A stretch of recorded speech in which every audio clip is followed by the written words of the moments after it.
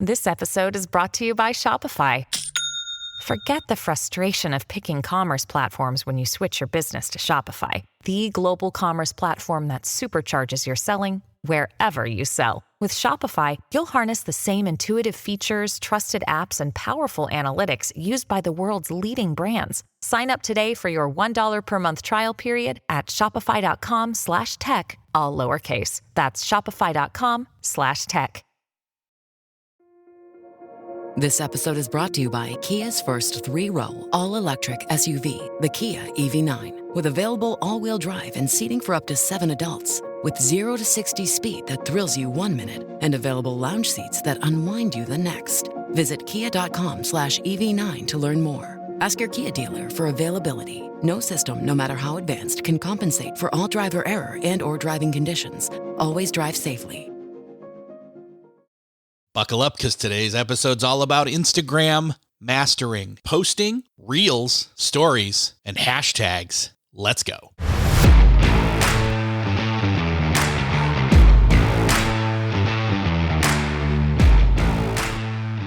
Hey, welcome back to Millionaire University. I'm Eric Fisher. I am thrilled to bring you this conversation focusing on Instagram with my friend and Instagram expert, Jenn Herman. She's a social media consultant, a speaker, and a globally recognized Instagram expert. She's also the author of Instagram for Dummies, Instagram for Business for Dummies, The Ultimate Guide to Social Media Marketing. And in this conversation, we're talking all things Instagram. Whether you've been using Instagram all along for your business or just for personal use, you're going to get a lot out of this, because we're going to cover all the latest and the greatest when it comes to reels, hashtags, DMs, stories, regular Instagram posts, and what you should be doing, how often you should be doing it, breaking it all down for you. This starts off as a 101 class, but gets some 201 and 301 and even 401 type stuff in it. So give it up for Instagram expert, Jenn Herman.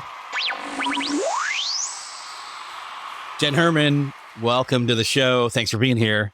I'm so excited. I knew that if I wanted to have a conversation about Instagram for small business owners, whether they've already used Instagram before or they've been using it for their business all along, Instagram's a constant moving target, right? So yes, I knew you'd be able to handle that whole scenario. So I thought, why not? Let's have a conversation with Jenn. So I'm so glad. And yes, I mean, according to ChatGPT, I am the best Instagram expert in the world. So I'm glad you asked me. Well, there you go. If ChatGPT says it, it must be true. Right. That's my claim to fame these days. I'm like, I'm going to ride that until it stops. There you go.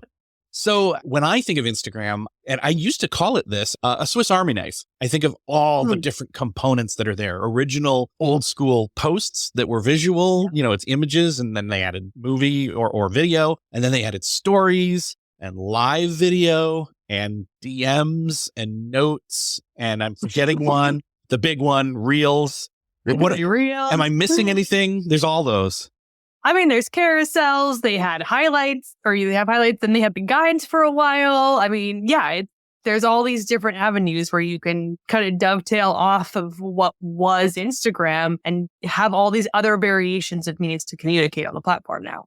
So some people may have certain pieces of Instagram, like somebody's like, oh, I love stories. They don't really care for much of the rest of it. Maybe some reels, because those are vertical video as well. Is there anything that's like at the time of this recording in, let's say March of 2024, because it pivots all the time, or let's say it emphasizes certain things at certain times. Is there any one place that's like the place Instagram's like pushing or giving extra weight or attention to as of right now?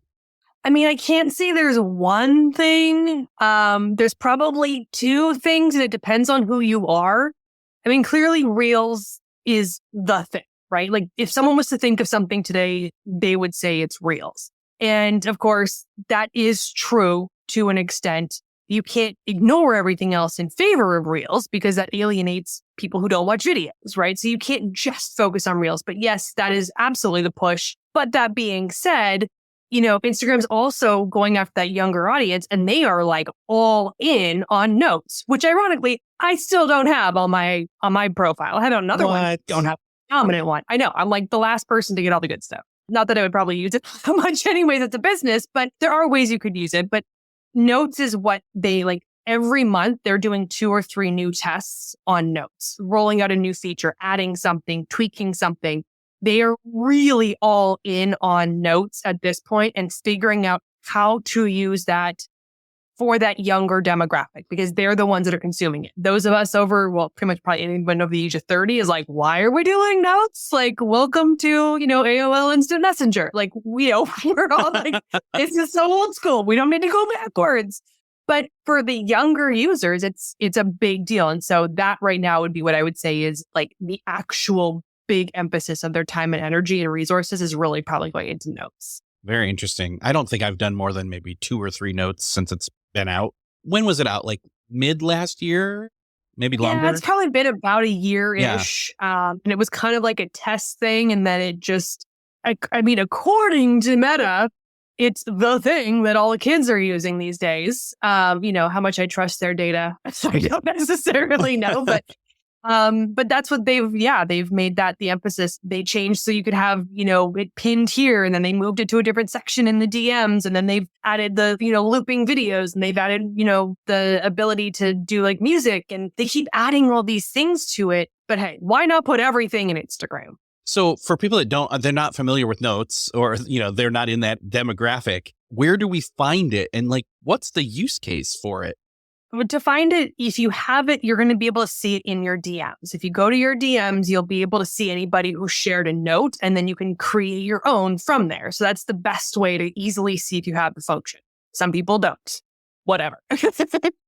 So the use case on this is that it's meant to be kind of like an old school tweet, like they're like 60 characters, they're super short.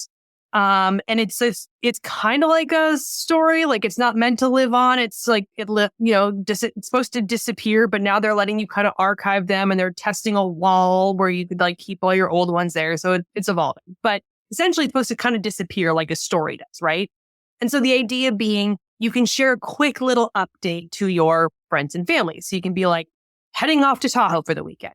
Or like a little, update as to, stuck in traffic, or, long day at work or school or whatever it is. It's meant to be these short little blips of thoughts, opinions, what you're doing, how you're feeling, that sort of thing. So again, for most businesses, this isn't really practical, but there are definitely some ways you could use it. Like if you have a flash sale, or if you have your, annual sale or your quarterly sale going on, you could pop up a little note that says, flash sale starts right now. And then that's up there for that, 24-hour window or whatever, that you're letting people know, hey, things are on sale, come over and buy them. Or if, you're a speaker like me and you're traveling, you could be like getting on a jet plane kind of thing. So there's ways that you could still use it within business use, but whether or not your audience is seeing them and consuming them, to your point, you've probably done this 2 or 3 times since having the feature. Is it helpful? I don't know. I can't answer that for you without knowing your audience and that sort of thing. But there are some fun ways that you could incorporate these as another means to communicate.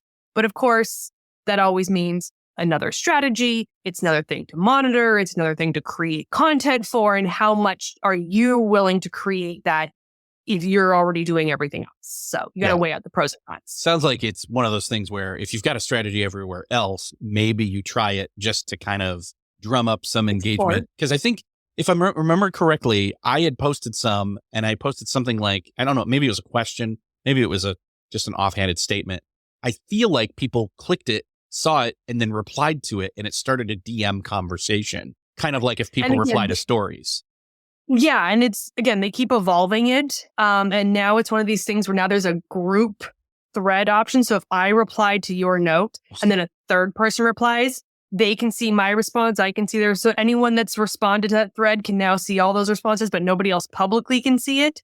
So again, from a business perspective, that opens up a huge can of worms, right? Like, do you want people popping in and responding with like, your product is absolute horrible, and then everyone else can see that? Like, you have to like cut down that thread. Like, you got to, how do you get rid of it? Like, so there's all these things where it's like, it used to be much more like, somebody could reply and it was a one-on-one, but now they're opening it up to, if anybody that replies, it's a group thread, which again, in a personal environment makes sense. Yeah. If I post something and 3 of my friends all comment, and it's like, hey, what are we doing on a Friday night? And everyone starts commenting. Next thing you know, you're planning a barbecue out with your friends. Great. But in a business perspective, do you want everyone being able to see what everyone else is saying, especially if something is negative or if there's something bad happening in your industry at that time and you're like, shut down the communication. So there's things to be aware of as this evolves and until they kind of figure out. But yes, it does allow for conversation. And it's up to you how you want to use that because it can be more than just a one-on-one conversation now. Okay. Very interesting. Yeah, it's one of those ones. It's an outlier for sure when it comes to Instagram for a lot of people, I guess. So, well, let's jump back to the basics for a second here and let's talk about the profile. Like, that's the thing that when you set your account up, you want to have a strong presence on. I know this because I've heard you say it before. What are the core pieces that we need to pay attention to when it comes to starting up an Instagram or effectively overhauling our strategy, making sure we've got a strong profile? So I'm going to make this as short as possible because I could do a whole 1 hour presentation just on your profile. So we're going to make this short and sweet. And if you want more, feel free to ask me after the fact. But so the key is that you want your profile to be set up for first-time visitors and for conversions because those are the two reasons you're using your profile. Someone's going to come to your profile the first time they visit you. So your profile has to be optimized for that first-time visitor. The only other time someone's ever really going to come to your profile is to go to that link in bio, to send you a message, to call you because they're at that stage where they want to take a conversion step, whether it's signing up for something, visiting your website, looking at your product, buying your service, whatever it is. So your profile has to be optimized for those two reasons. So for those first-time visitors, you're writing your profile description as that 30-second elevator pitch that, who are you? Like, why should they care about you? And write it from that assumption that these people have no idea who you are. They don't know what you do. They don't know how long you've been around. They don't know who you work with. Assume that you're writing this as that first-time visitor experience. Keep in mind, you want to share who you are, what you do, and then what's in it for them as the third key thing. So this isn't all about you, right? It's like, what do they get by following you? Are they going to get tips every Tuesday? Are they going to get exclusive discounts on Instagram that they won't get somewhere else? Like, what is their incentive from that perspective, if possible, to follow you? Or again, what's in it for them? Like, why should they care about your brand? What are you doing as a product or service that's going to make their life better? So we want to make sure your profile is written from that perspective. And then we want to make sure you have that link in bio. So we want to send them to something relevant. And one of my best tips is to actually create a dedicated landing page on your website. Do not send them to your homepage. That's one of the worst things you can do for 90% of businesses. Some businesses, your homepage, maybe you only have a one-page website. Then that's where you're going to send them. That's okay. Some businesses have everything linked to from their homepage. So it is a landing page. Great. You can do that. For most businesses, though, your homepage doesn't get them where they want to go. If you're saying, go to the link in bio to read my latest blog post, and they go to your homepage, now they still have to find blog. Then they have to find the blog. And the more steps you're making them take, the less likely they are to convert. So we want to send them to a dedicated landing page on your website that you are going to create. You're going to work with your web designer, or if you have the ability to do this on your own WordPress site or whatever, to go in and create a super simple mobile optimized landing page. No pop-ups, no distractions all over it. And it's just going to have 4 or 5, maybe 6 options that you typically promote. So again, like your blog, your about us, your product page, your services page, how to work with you type things. Maybe you've got a lead generation or opt-in thing. That's going to be on there as well. This is all evergreen items that you're typically going to send people to. That way, when someone clicks on that link in bio, they go there. There's the option to buy that book or to get that lead gen, freebie that you're giving away, or to read. They go to blogs and they're going right to your blog page. Whatever it is, you're making it easy for them to navigate. But the key there is now you own all that traffic. You haven't given it away to link in bio or Linktree. You own the traffic. You can retarget with ads if you have your Facebook pixel on there. So this is all that conversion stage, right? We want to optimize that profile so that once you get them to click on that link, you own that traffic. You own that visit. You can retarget with ads. You can track their behavior through Google Analytics to see what they're doing once they're on your website and be able to better determine over a period of time what is working. You may be shocked to see that most people that come to your link in bio are more interested in your about page than your blogs. And you're like, really? maybe I need to do a better job of talking about myself on Instagram because nobody knows who I am. But you can start to figure that out by looking at that data. So those are the two big things you really want to focus on with your profile. So the other key piece is whether you've been posting or creating content and uploading it to posts, stories, reels, whatever for a while, or you're starting off brand new. Okay, I haven't created an Instagram account for my business. I'm starting out fresh. Content. That's the problem. We need to make the content. And also that plays into getting people to go to the bio and click that link and go to your site and convert. What do we do to start to come up with, okay, what kind of content should I be making? And should I be posting it as a post? Should I be doing a carousel, a video? Like, this is where that, like I did that precursor earlier. We've got all those different possibilities and you don't want to post it all of those places. So what do you tell people when they're like, I don't know what to post or where to post it? Gosh, Eric is literally giving us like the masterclass on Instagram in 30 minutes. Seriously, like all the big questions. Okay, so again, this could be an hour-long answer. But so there's a couple things to keep in mind. There are essentially 3 categories of content that I recommend you post. And these are not going to be equally distributed. It's not like 30%, 30%, 30%, but there's 3 general categories that I recommend. The first one is going to be your resources and your tutorials, your value add content. These could be quick and easy tips. These could be, answering frequently asked questions. They could be, industry news, whatever it is. These are the value add pieces that make someone go, oh, that's really helpful. I want to save that for later. Or, oh, I'm going to share that with my friend because we were just talking about this last night. And so again, these can be any range of topics, but they're going to be your value add. The second topic is your engagement fluff. And when I say engagement fluff, it is the softer, lighter, lighthearted content that is meant to get engagement. There is no call to action. There is no asking for anything. You're literally just trying to make people feel good. And it could be bloopers. It could be your pet.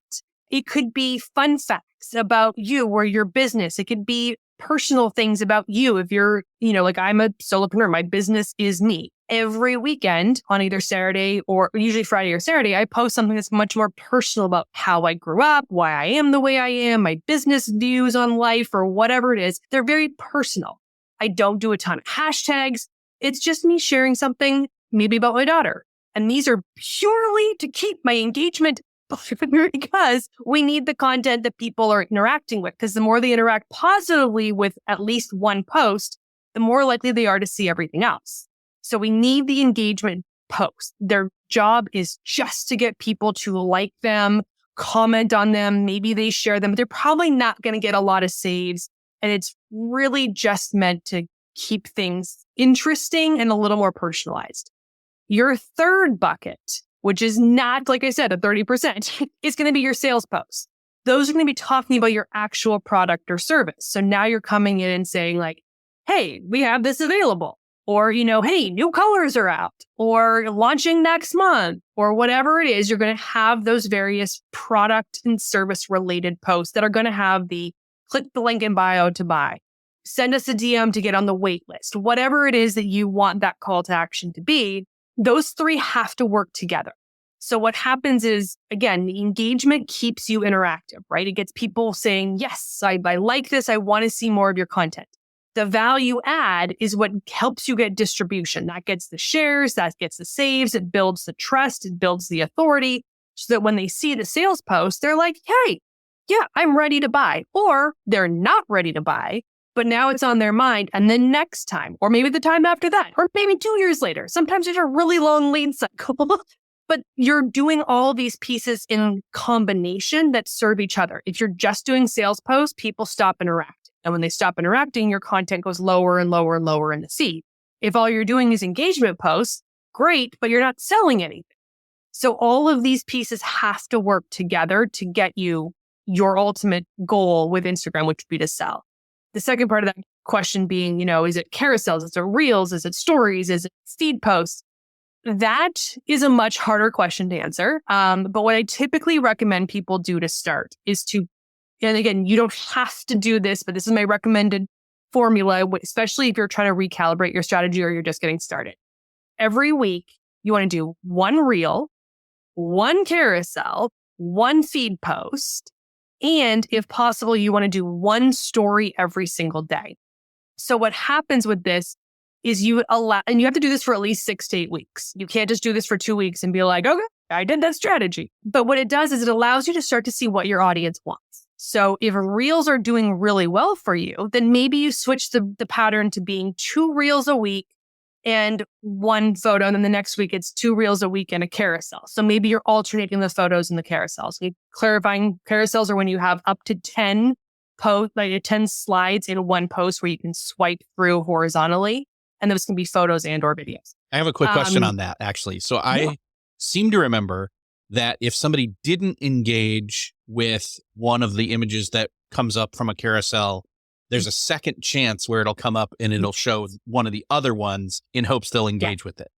Exactly. So they'll show you the first one. The first time you're scrolling through, you see the first photo in the carousel.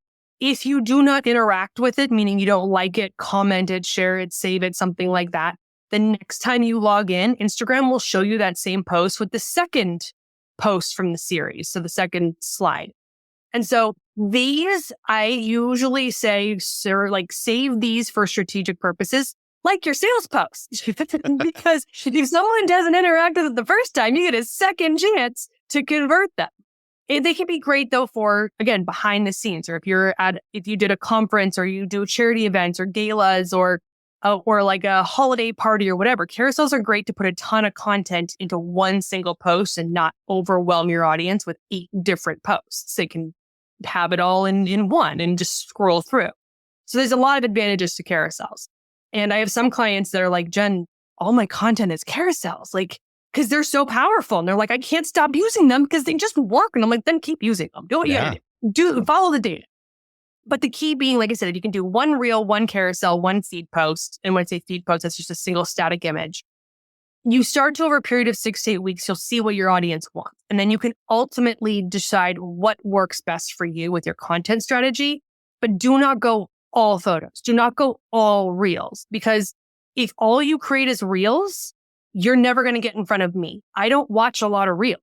I prefer to scroll through the traditional feed and look at photos. And I may watch a video or two, but I don't typically stay in the Reels feed. So if you're not creating content outside of the Reels feed, you lost me. I will never see your post. And if you're only creating photos and I'm a Reels consumer, then you're never going to show up in the Reels feed and I'm never going to see your content. So we never want to go exclusively one way or the other. We always want to have some balance of the two. But if reels do really well for you, you're going to do more reels than you do static posts. But don't just go all in and be like, well, someone told me I had to do 30 reels in 30 days. No, they may work for 5 minutes, but it's not going to work long term. That's not a strategy. And so you really want to think about how you're hitting the content that is going to reach all of your audiences as much as possible over time. Shipping can make or break a sale, so optimize how you ship your orders with ShipStation. They make it easy to automate and manage orders no matter how big your business grows. And they might even be able to help reduce shipping and warehouse costs. So optimize and keep up your momentum for growth with ShipStation. Sign up for your free 60-day trial now at ShipStation.com and use the code POD. That's ShipStation.com with the code POD. Dreaming of a better sleep? Tossing and turning is not your destiny. And Ollie is here to help. Ollie invites you to sink into sweet, sweet slumber to improve your mental and physical health and overall wellness. More than just melatonin, Ollie's ingredients help you unwind your mind for a delightfully dreamy drift off. Sleep is on the way at Ollie.com. That's OLLY.com. This episode is brought to you by Bumble. So, you want to find someone you're compatible with, specifically someone who's ready for a serious connection, totally open to having kids in the future, is a tall, rock-climbing Libra, and loves rom-coms with vegan pizzas on Tuesdays just as much as you do. Bumble knows that you know exactly what's right for you. So whatever it is you're looking for, Bumble's features can help you find it. Date now on Bumble. Now, you mentioned stories, and I think you said doing 1 story per day. Is that what you said? Like, that seemed like, wait, you said 1 a week for these other ones. Why 1 a day with stories?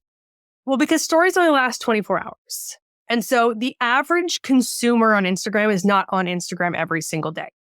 The average is about 45 to 50 minutes a day that somebody is on Instagram. So people are on average on Instagram upwards of, 45 minutes to an hour a day.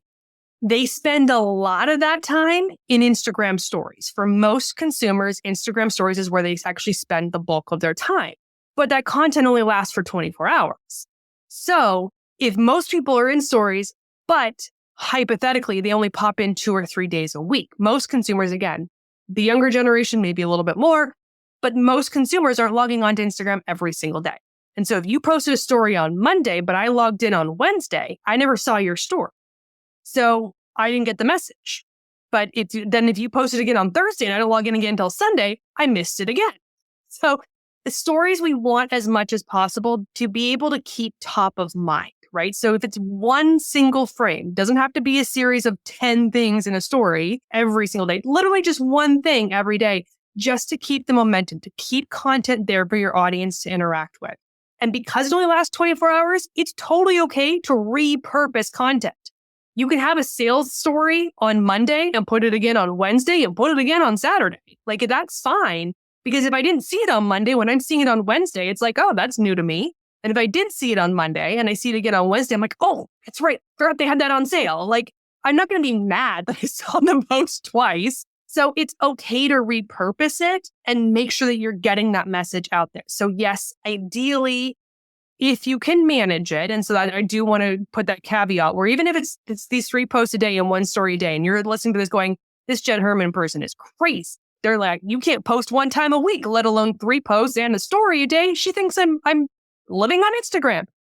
Then don't do it. Like, don't push yourself to a point where you have to do this and you can't run your business. Like, if you can't do your invoicing because you're trying to post Instagram stories, stop posting Instagram stories. Get your invoices out, but do a variation of this. So if you can't do those 3 posts a week, do 1 reel this week, then do a carousel next week, and then do a photo the following week, and then go back. So then you do a reel, a carousel, a photo. So every week you're doing 1 post. You're going to spread this out now to like a 3 or 4 month interval instead of, 2 months to really start to test it. But you don't have to post 3 times a week. If you can only do once a week, that's okay too. And then for stories, if you can't post every day, that's okay. But try to post every other day. Try to maximize that time that you're in the feed where you're not losing the ability to get in front of that audience.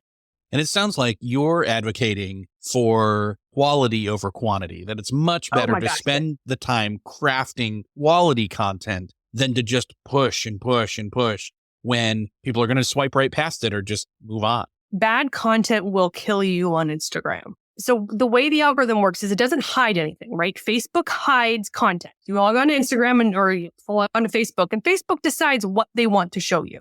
You're following 30 pages, they're only going to show you 10 posts, right? They're not going to show you posts from all 30 because they make that decision algorithmically. Instagram doesn't hide anything. They just sort it based on the last time you logged in. But let's face it, the last time you logged in, you maybe scrolled for 48 seconds, then got distracted and jumped off. And when you come back on, it refreshes again. And now maybe it's been 24 hours since the last time you logged on. And maybe now you spend 5 minutes scrolling, but you're never scrolling down far enough, right? So you start to feel like you're not seeing things, but technically they're all there. But what Instagram does with its algorithmic ranking is it says, how likely are you to interact with this content? So if every time I post something, if you interact positively, if you click ... more and you read that caption, if you swipe through that carousel, if you scroll back to go back and look at my post, if you like, comment, share, save, any of those things, Instagram goes, you liked that content, you had a positive experience with it, we're going to make sure we show it to you again. So positive, good quality content means you're going to see more of my content the next time you log in. However, if you look at my content and go whoosh and slide right by, if you do that enough times, Instagram starts going, you don't seem to be interested in Jenn's trends. We're going to stop showing you your content so high in the feed. And you go lower and lower and lower in that algorithmic ranking to the point where you basically stop seeing my content because you're never going to scroll far enough back to get there. And so poor quality content is what drops you down algorithmically. I'd rather you not post than post bad content.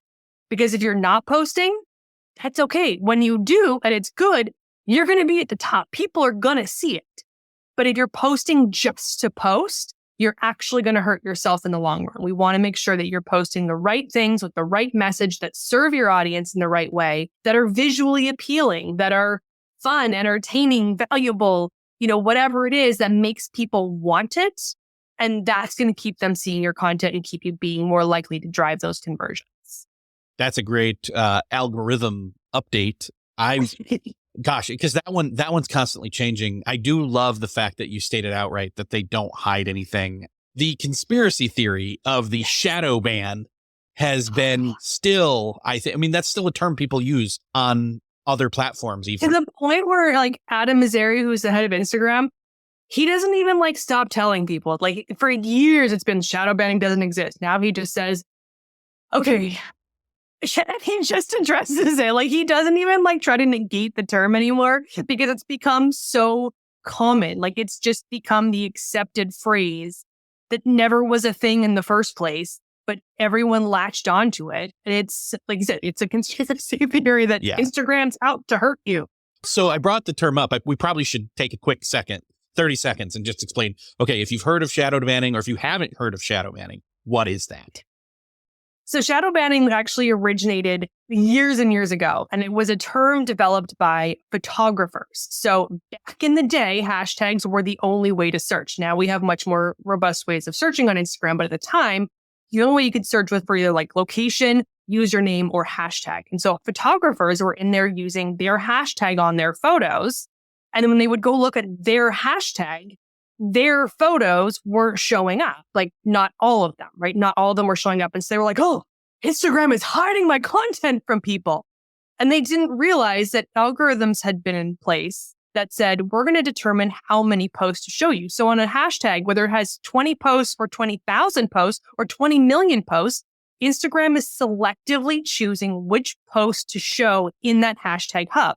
It was never a guarantee that every single post with that hashtag would show up. If that's the case, Instagram is 12, 13, 14 years old, however old it is now.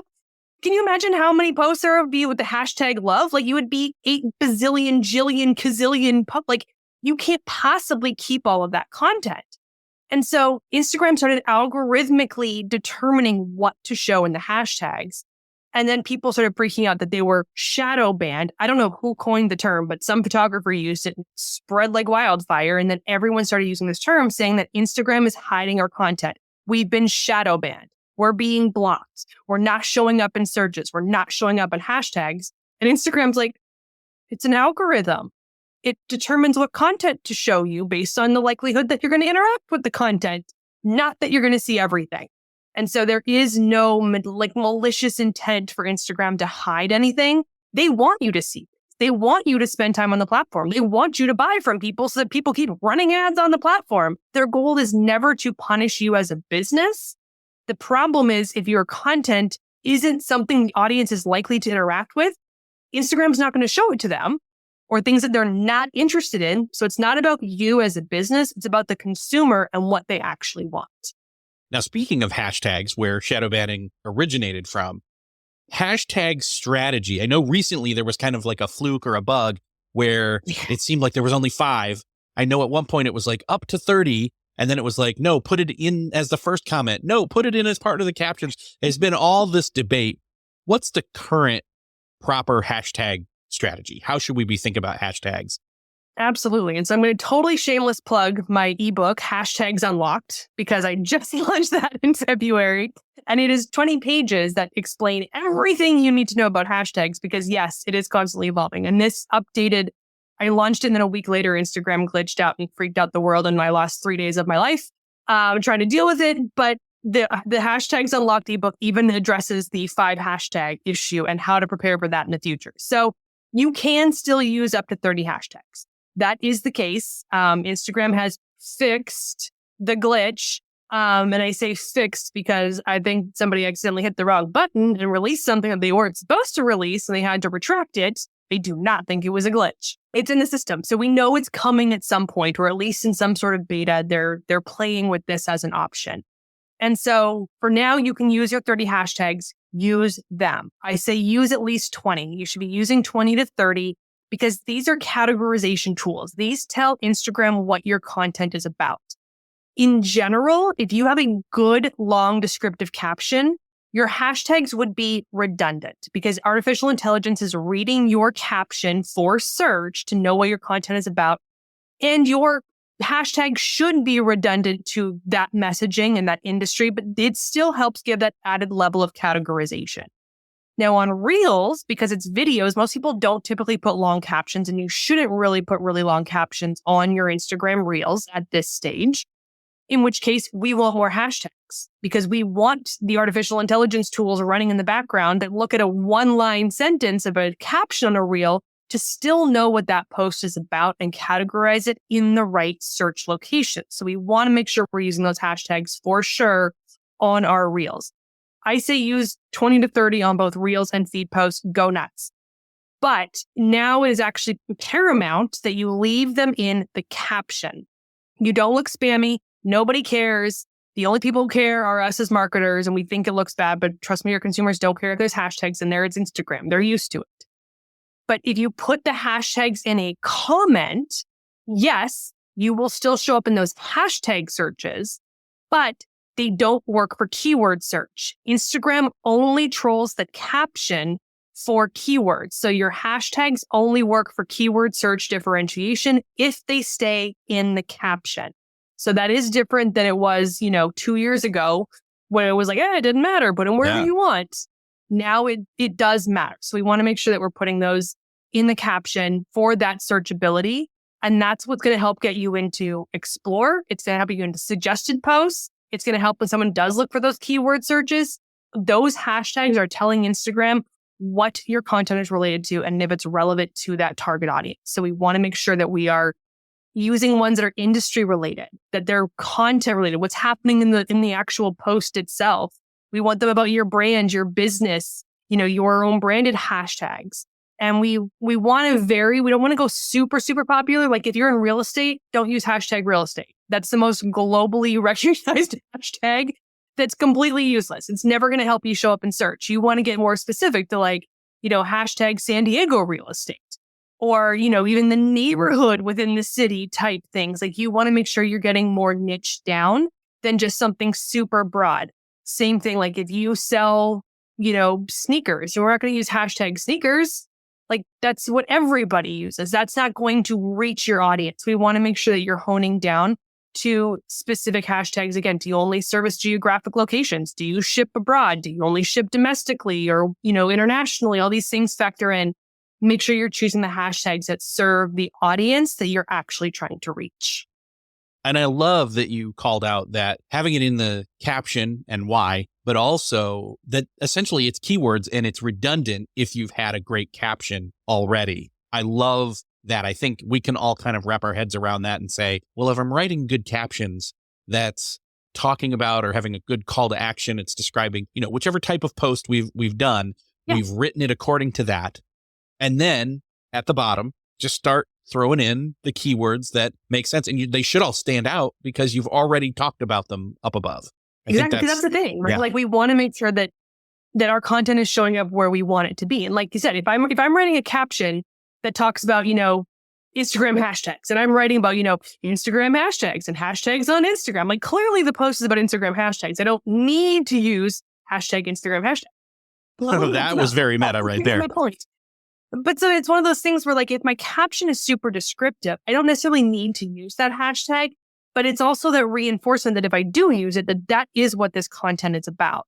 And I should point out that when it comes to that keyword search on Instagram, if it looks at three key things. It looks at your profile description that we already talked about, making sure that's optimized. It's going to look at your post caption, and it's going to look at those hashtags in the post caption. Those are the three things that it looks at, plus then the AI scraping what the visual looks like.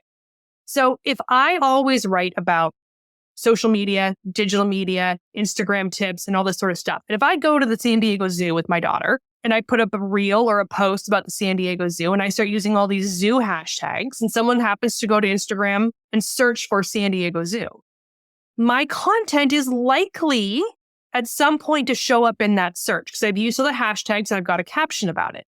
But if somebody else is a travel blogger, if somebody else is, a kids activity blogger or whatever it is, and they always talk about kids activities, family vacations, and that's what's in their bio, and that's what's in all of their content, and that's what's in that post caption, their content is going to rank higher in a San Diego Zoo search than mine because I never talk about that topic. I'm not the expert. I'm not all about that topic. So keep that in mind for your business. If you want people finding you for certain keywords, if you want them finding you for certain problems, solutions, industry, whatever it is, you want to make sure that you're using those phrases, those terminology, those types of references in your bio that says this is what you always talk about, as well as making sure you're doing that consistently in your content. So if you're a plumber, but yet all of your videos are about your dog, Instagram's like, this doesn't make sense. You have all these dog videos, but your profile says you're a plumber.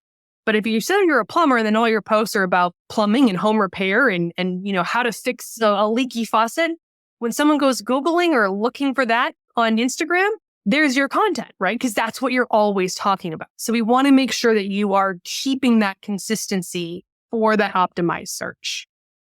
We've talked a lot about things that you should be doing. I think you're also seeing a lot of things that people are doing. They're like, oh, don't do that. What are some of the no-nos that you've seen people doing and you've had to kind of slap their hand and say, no, do this instead? It's not as much anymore. Instagram definitely has gotten more lenient. Like you can kind of get away with more things because there's so many types of content. The big thing I would say is don't go all in on only one thing. So don't turn around and just do all reels or do all seed posts. Make sure that you are mixing up the content. One of the things that I absolutely hate that people do is when they put hashtags in their profile description. So we just talked about the value of hashtags. We talked about the profile description. You're like, great, I'm going to go put a whole bunch of hashtags in that profile description. Please don't. Because those actually, it's scanning for keywords. You don't need to make it a hashtag. And if you make it a hashtag, so if I put in there ranked number 1 by hashtag ChatGPT, hashtag Instagram marketing tips. If I start putting in all these things as hashtags in my profile, when someone comes to my profile, they can tap on that hashtag and they go tap on ChatGPT, which has nothing to do with me. I'm just taking this as my claim to fame.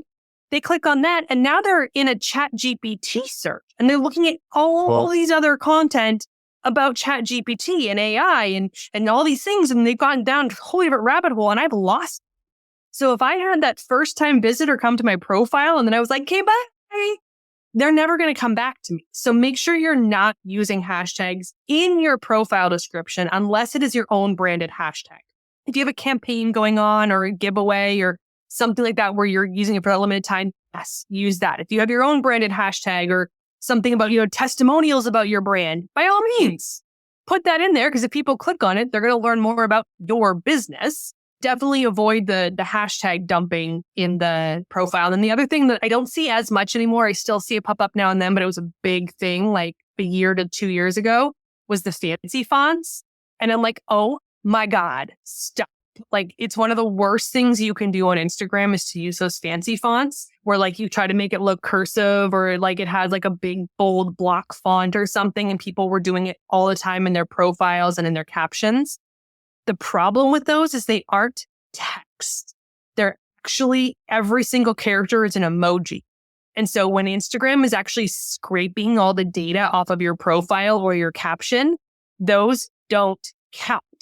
They're not actual letters. They don't make words in the world of data scraping. And so all that information you put in there is irrelevant to the Instagram search.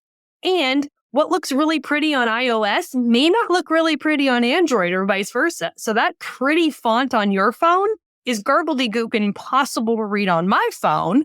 And I'm going, I can't read this. And what happens when I can't read it? I scroll. Negative interactions happen. So please do not go down some crazy jaunt of using fancy fonts. And if you're using them, please stop. Not only can we not read it as humans, the computers can't either. And as much as we like and don't like that at the same time, it's like you're losing out on benefit. So you're hurting yourself in the long run. Are there any other features of Instagram that we haven't talked about that are lesser known that still can yield some ROI? So one of the things we haven't really talked much about, but direct messages. And direct messages are dark social, and that's not a bad thing. That's a good thing. It just means we can't measure it, right? We don't get metrics. We don't get to see how, like, if someone sends you a DM from your feed post, we don't get metrics on it. Once they're in your DM, did they convert to a sale? We don't have metrics on it. These are things you have to track in your CRM or your software to see what's happening. So it's dark social in the sense that we can't track it in the same way. But DMs are one of the best ways to actually drive conversions off the platform. And it's so underutilized. And yet Instagram keeps giving us all this functionality to open up a DM where if somebody likes your Instagram story, direct message. Like, I am literally liking your post and opening the door for you to have a conversation with me. As your customer, I'm saying, hi, I'm here. And if you're not taking that opportunity to start to build a relationship, you're missing out on so much for the long-term relationship with that potential or existing customer. These are the chances to have little tiny bits of conversation. It's not like someone puts a heart emoji, heart eye emoji on your story and you're like, great, 50% off sale starts tomorrow. Like, we're not going to jump in with the sale, but even a thank you or, oh my gosh, right? Like, just some sort of comment engagement back starts to build this relationship. And then that's how you start to move down the line of them going, well, hey, by the way, I had a question. And you're like, oh, absolutely. Here's the answer, blah, blah, blah, blah, blah. Next thing you know, they're asking you another question or they're ready to buy or they're saying, oh my God, I just told my friend about you and they're signing up for your deal next week because I can't wait for them to join or whatever it is. It's the relationship building opportunity. But one step even better than that, because that's pretty great in and of itself. But the data geek behind the scenes like me, algorithms on Instagram are based on a one-to-one relationship. So how you interact with my content determines where my content appears in your feed. In the world of Instagram, once you've had a direct message conversation with somebody, Instagram is like, oh, you're friend. And guess what happens to friend? Your content goes higher in the feed. So once you, as a customer, send me a DM and I respond to you, Instagram is more likely to put my content higher in your feed because it assumes we have a personal relationship and therefore my content is of more value to you or you're more likely to want to interact with it. So again, to get that algorithmic boost, open up those DMs, get people to send you the DMs. I tell people all the time, like, instead of saying click the link in bio, which is great for organic content, if you're promoting like a campaign for only a week, or like I will often do webinars or a podcast, right? And I'm like, if you want the link to sign up for the webinar, send me a DM. I don't put it in my link in bio. Every person that sends me a DM and says, Jen, I'd love the link for that webinar. A, market research, I know who's signing up. B, now we have personal relationships and they're going to see all my other content. And C, I get to start to have a conversation with them and build a relationship with that person who I now know is interested in that webinar, that product, that service, that option, that free ebook, whatever it is that I'm offering. That is now a warm to a hot lead and I can build a relationship with them. Oh, that's so good. I love this idea of using DMs as a relationship starter. It's not like sending them a one-off email. It's actually opening a chat thread, an ongoing chat thread that you can revisit and hopefully get them to comment more and you can reply to them. And again, I love that it feeds into the algorithm too. I was not aware the extent that this was like algorithmic gold. So yeah, it's very, very cool. Great. And it is, I always tell people, I'm like, especially if you've ever worked in retail or if you have a storefront, right? Someone doesn't walk in the door of your boutique and you go, here, buy this and throw it in their face, right? Like that's not how we operate. They walk in the door, you say hi, you talk about the weather, and maybe they have their dog or their kid with them and you share some banter back and forth about how cute they are. And then you say, can I help you with anything? Like they've already walked into your storefront. They're clearly a potential customer and we don't shove something in their face. On social media, you don't even know if they're even a potential customer yet. And we're like, here, buy. We want to use direct messages as that opportunity to build that conversation, to build the chit chat and the banter and the get to know stage before you start saying, hey, by the way, did you want to buy something? You can move to that stage over time, but that could take a message or two. It could take a year. It just depends on that customer and their journey. But DMs give you the opportunity to build into that conversation rather than just coming out hot out of the gate on a cold lead and throwing something in their face.